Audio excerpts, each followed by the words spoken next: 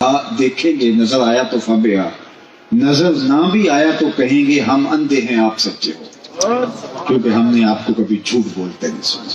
تو فرمایا پھر مان لو اللہ ہے۔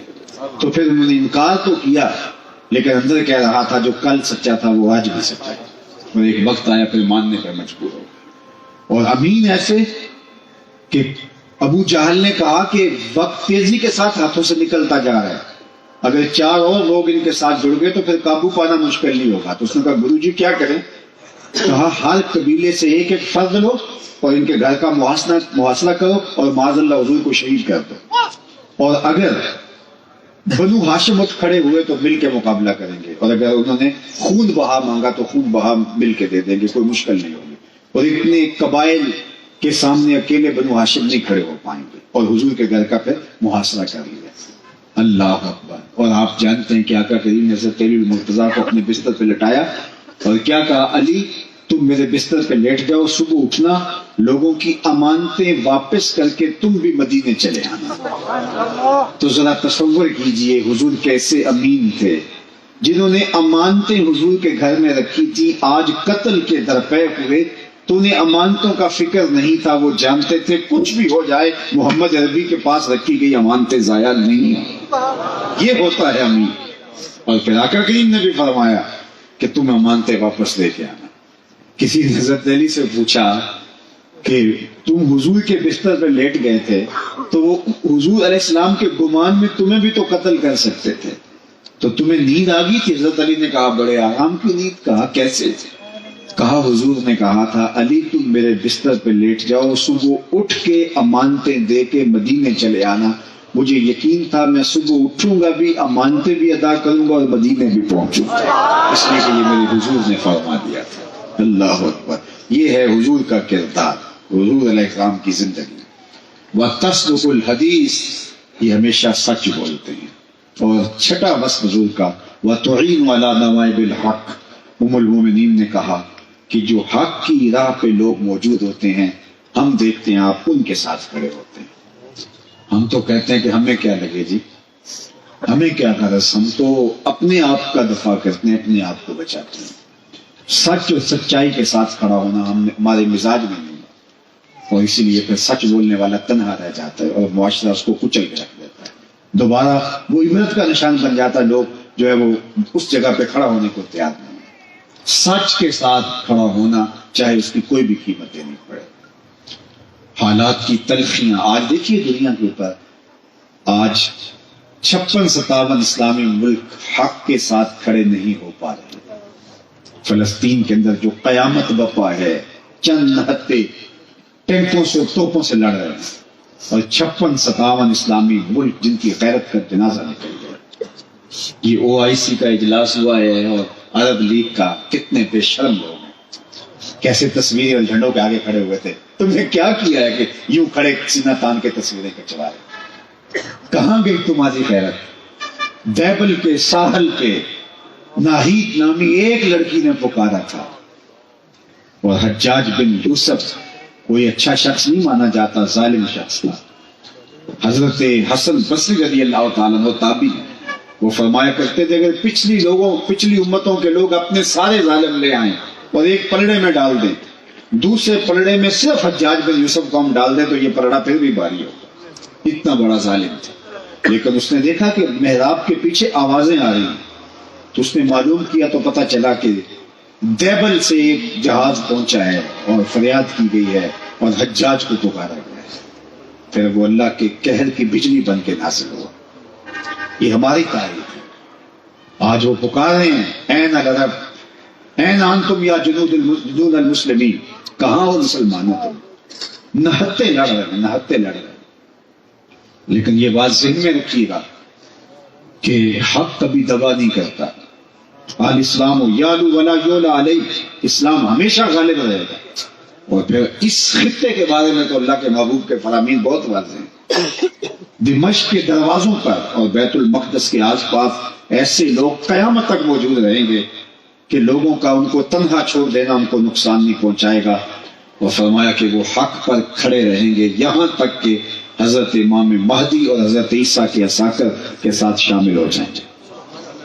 اور وہ منظر کتنا دل فریب ہوگا جب حضرت عیسیٰ تشریف لائیں گے، اور یہ اس وقت امت 3 حصوں میں بٹ چکی ہوگی، اور یہ بالکل حالات اب ادھر جا رہے ہیں۔ ایک حصہ کٹ چکا ہوگا، شہید ہو چکا ہوگا، ایک فرار کا راستہ اختیار کر چکا ہوگا، بزدلوں کا ٹولہ، اور ایک لڑ رہے ہوں گے۔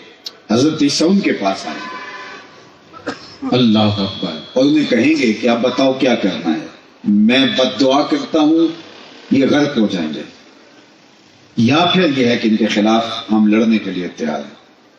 تو وہ کہیں گے کہ ہم لڑ کے جہاد کر کے فتح حاصل کرنی ہے۔ حضرت عیسیٰ علیہ السلام کی ہمراہی میں جہاد اسلام ہوگا۔ اللہ اکبر، صحیح بخاری کی روایت ہے، تمام رجال ثقہ ہیں، میں اب میری زبان نہ کھل جائے، بڑی کوشش کی گئی کسی طرح سے حضرت امام مہدی کے نزول والی حدیثوں کو ضعیف قرار دیا جائے، آج سے چند سال پہلے محققین بٹھائے گئے کسی ملک میں، لیکن نہیں کر سکے، اور یہ حدیث بخاری میں ہے، اور اس سے ملتی جلتی باقی صحیح حدیث میں بہت ساری حدیث ہیں۔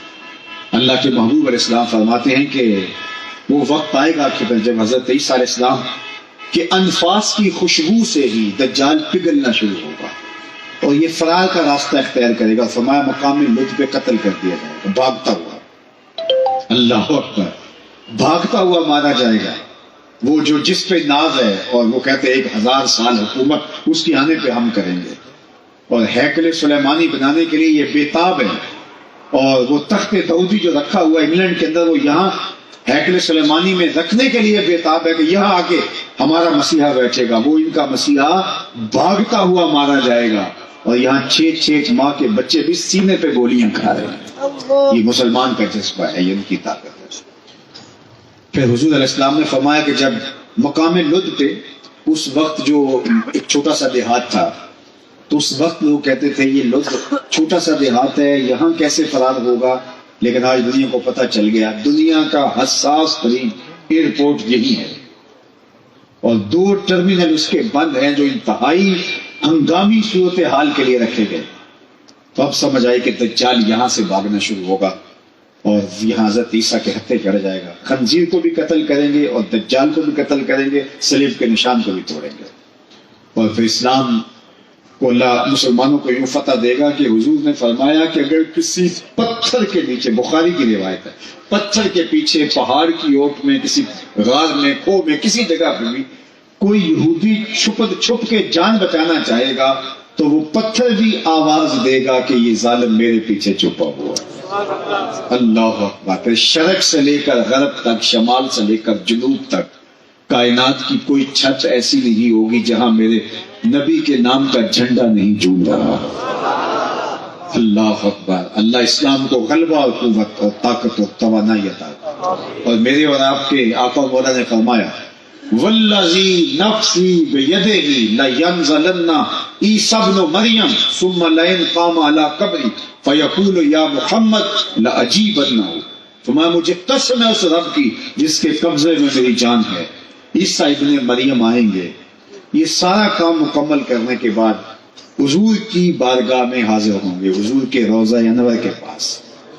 جب کام جرنیل مکمل کر لیتا ہے تو پھر سلوٹ کرتا ہے اپنے باس کو، تو حضور کی خدمت میں جائیں گے، لَيَنزَلَنَّ عِيسَىٰ ابْنُ مَرْيَمَ ثُمَّ لَئِن قَامَ عَلَىٰ قَبْرِي، پھر وہ میری قبر پہ میرے روزے پہ آئیں گے، فَيَقُولُ يَا مُحَمَّد، اور قبر پہ کھڑے ہو کے مجھے یا محمد کہہ کے آواز دیں گے، لَأَجِيبَنَّهُ، فرمایا قسم ہے رب کی میں قبر سے آواز دوں، اس کی آواز کا جواب دوں۔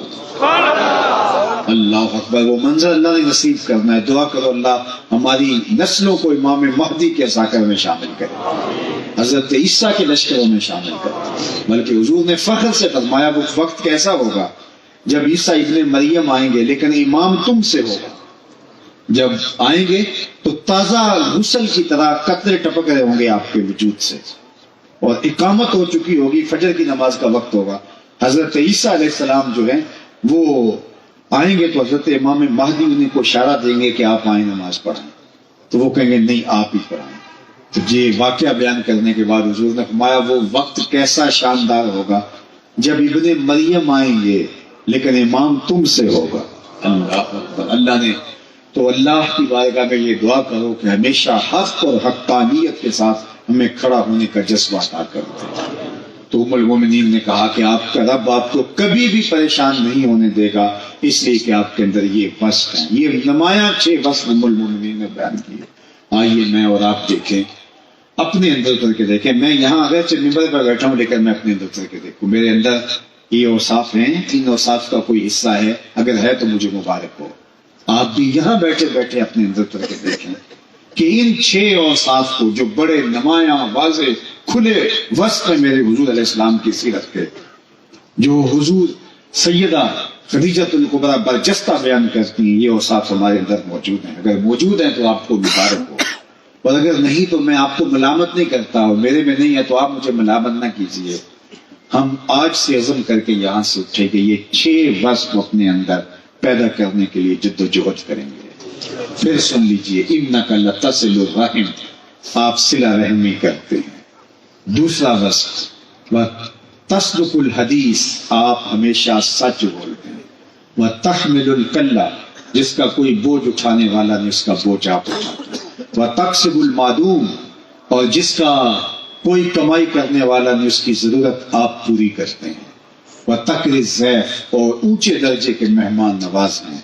وتعین علی نوائب الحق، اور حق کے راستے کے اندر جو لوگ کھڑے ہوتے ہیں آپ ان کے ساتھ کھڑے ہوتے ہیں، آپ کا وزن ان کے پلڑے میں ہوتا ہے۔ تو اللہ ہمیں ہمارے نبی علیہ السلام کی سیرت اپنانے کی توفیق۔ میرے استاد یہ کہا کرتے تھے کہ یہ نہ ہو کہ لوگ تمہیں پوچھے تم کون ہوتے ہو اور تم بتاؤ جناب ہم مسلمان ہوتے ہیں، یہ دیکھو مذہب کے خانے میں اسلام لکھا ہے۔ آپ فرمایا کرتے تھے نہ کسی کو پوچھنے کی نوبت آئے، نہ تمہیں بتانے کی ضرورت ہو، تم دور سے چلے آ رہے ہو، لوگ کہیں وہ دیکھو حضور کا غلام آ رہا۔ ہمارا عشق ہمارے ناموں سے جھلکتا ہے، ہمارا عشق ہماری پگڑی اور ہمارے جبے سے سمجھ میں آتا ہے، ہمارا عشق جو ہے وہ ہمارے اور رویوں سے سمجھ میں آتا ہے۔ نہیں، ہم اگر دکان پر بیٹھے ہیں لوگ کہیں اس سے سودا لو، یہ عاشق رسول ہے، یہ 2 نمبر سودا نہیں دے سکتا، یہ 2 نمبر دوائی نہیں دے سکتا، اس لیے کہ یہ عاشق رسول ہے۔ ہم سے کوئی رشتہ کرنے آئے تو کہا بے دھڑک رشتہ کرو اپنی بیٹی کا، اس لیے کہ یہ عاشق رسول ہے، اور عاشق رسول کبھی بھی تمہاری بیٹی کی تذلیل نہیں کرے گا، اس کی عزت نفس پہ حرف نہیں آنے دے گا۔ میرا عشق میرے رویے سے پتہ چلے، ہمسایوں کے ساتھ سلوک سے میرا عشق پتہ چلے۔ اللہ کے محبوب علیہ السلام نے وضو کیا اور حضور کے پانی کو صحابہ نے زمین پہ نہیں گرنے دیا، اپنے ہاتھوں پہ لیا اور اپنے منہ پہ مل لیا۔ تو آقا کریم نے جب یہ منظر دیکھا، ما یحملکم علی ھذا، صحابہ تمہیں اس بات پر کس نے ابھارا ہے، میں نے تو اس کا حکم نہیں دیا۔ انہوں نے کہا حب اللہ و رسولہ، اللہ اس کے رسول کے پیار نے ہمیں اس پہ آمادہ کیا ہے۔ اور واقعی یہ پیار کی علامت ہے کہ حضور کے وضو کے پانی کو بھی زمین پہ نہیں گرنے دیتے، بلکہ حضور نے ایک دفعہ پچنے لگوائے اور ایک لگن میں خون جمع ہو گیا، تو حضور نے ایک صحابی کو کہا جاؤ ایسی جگہ بہا آؤ جہاں کسی کے قدم نہ پڑے، اور جا کے ایک پتھر کی اوٹ میں بیٹھ کے نوش جاں کر گئے۔ واپس پلٹے تو فرمایا بہا آئے ہو؟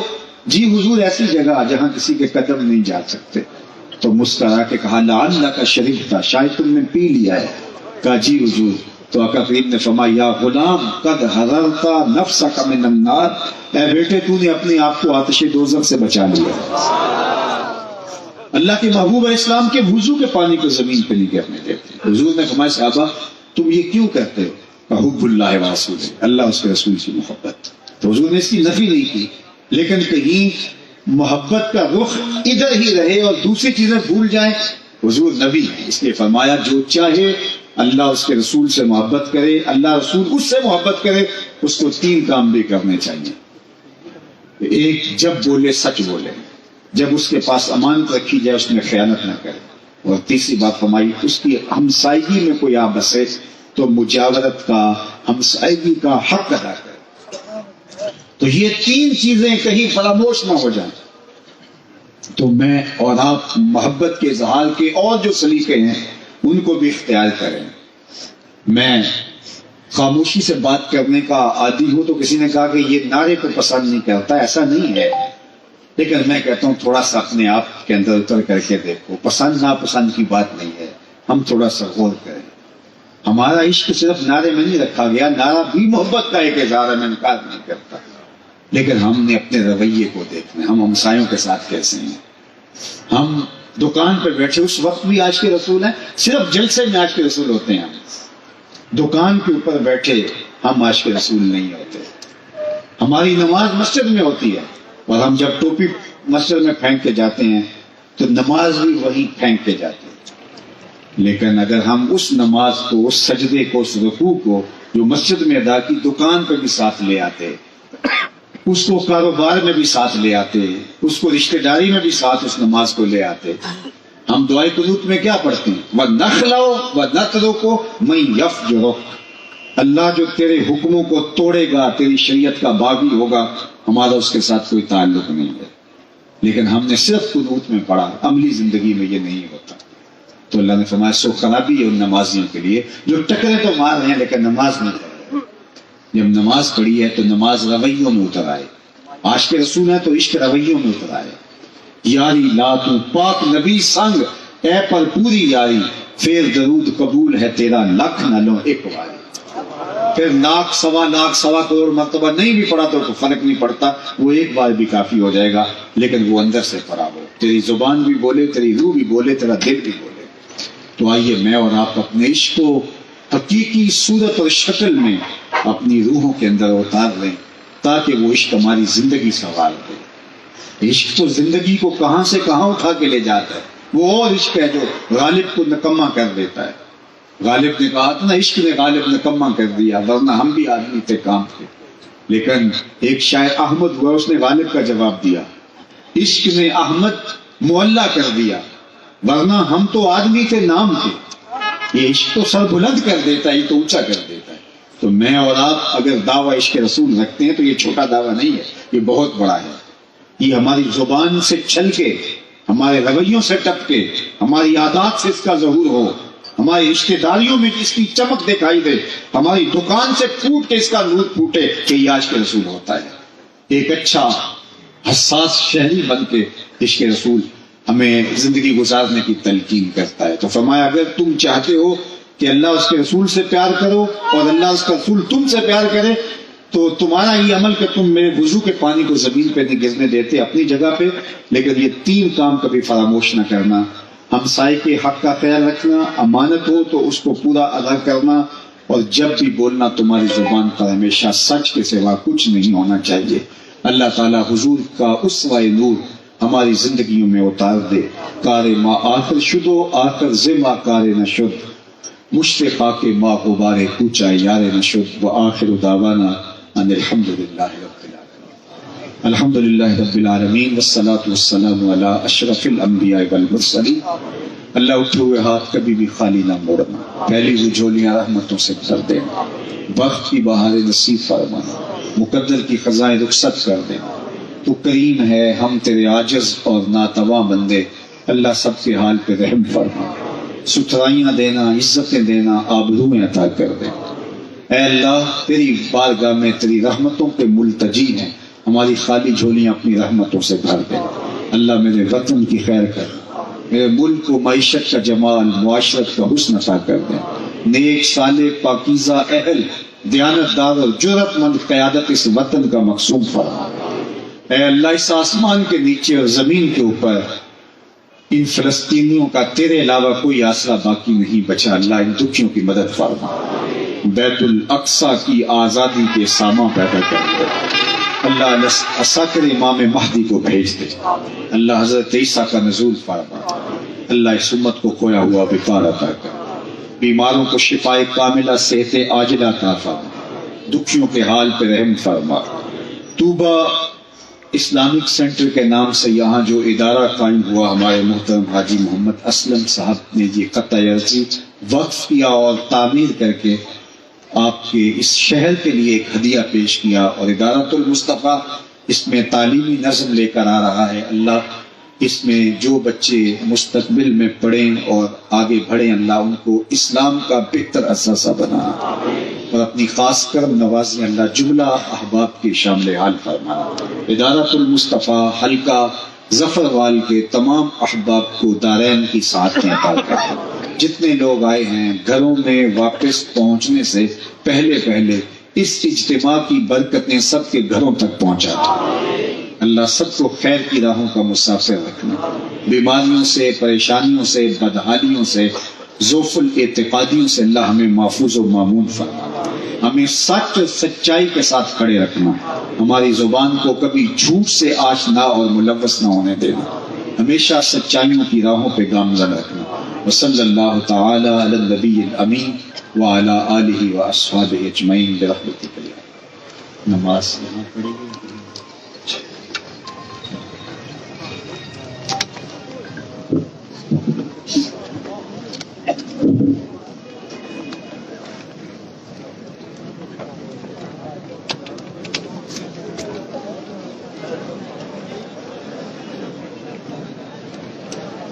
کرنا